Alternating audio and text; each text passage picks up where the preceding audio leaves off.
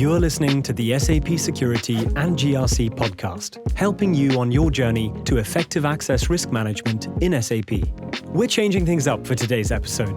We'll be bringing you feedback recorded live at SAPinsider's flagship event in Las Vegas, where we connected with customers, forged new partnerships, and showcased our cutting-edge GRC software to SAP Security and GRC delegates. Emil, we've come to the end of the SAPinsider event, Las Vegas 2024. Been a great event for us. Our first time here, we've loved it. We met a lot of new people, saw a lot of opportunities. We went to a number of the talks and what was on the agenda. Let's maybe just share a little bit, what was topical, what was of interest to some of the customers. Yeah.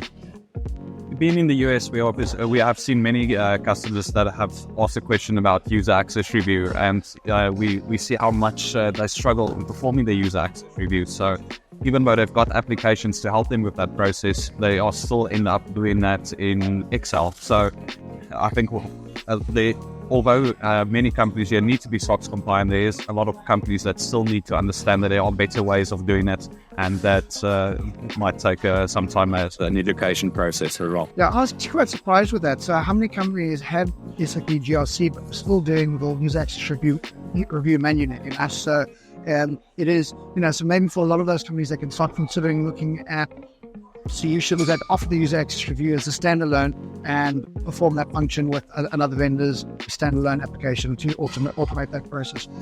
We saw a lot of AI on the agenda. We did go to a few talks. It was a little bit of clickbait. I think, there was a lot more of the old content with a little bit of AI in it. I don't think AI is quite there yet in the security space. I think that just included more just from a topical perspective. Yeah. No, I agree. I think we've seen it a lot, a lot that it's a way for vendors and partners to get people in the sessions, but that it's basically over-promising a bit and under-delivering on the current capabilities. And maybe just lastly, I think that the other theme that we saw that came out in a lot of the sessions was just how companies are struggling to get business buy-in to their access risk management activities. And again, that's where we're obviously very vocal about that, where we say, well, you do need a business-centric solution in order to get enhanced business buy-in and that. But it was very topical in a lot of the talks where so many companies are struggling to get the necessary business buy-in. And a lot of that could be because their solutions are too complex and too technical. Yeah, no. We caught up with some of our customers, and we also asked delegates for their thoughts on Soterion's access control functionality. Here's what they had to say. I appreciate the tool because it empowers the business as opposed to the IT to do the proper GRC compliance governance, which is built in your software. So it's been a very good experience from the implementation, which I was a part of. Very simple.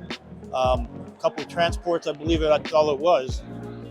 And then from a configuration standpoint as well, very, very easy to do. And then once that's done, a couple of uploads, roles, usernames, some work on the front end, back end as well.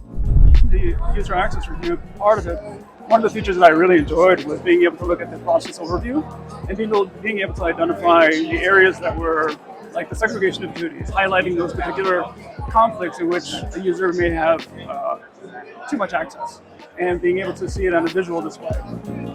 Enhance your organization's risk awareness with business-centric GRC.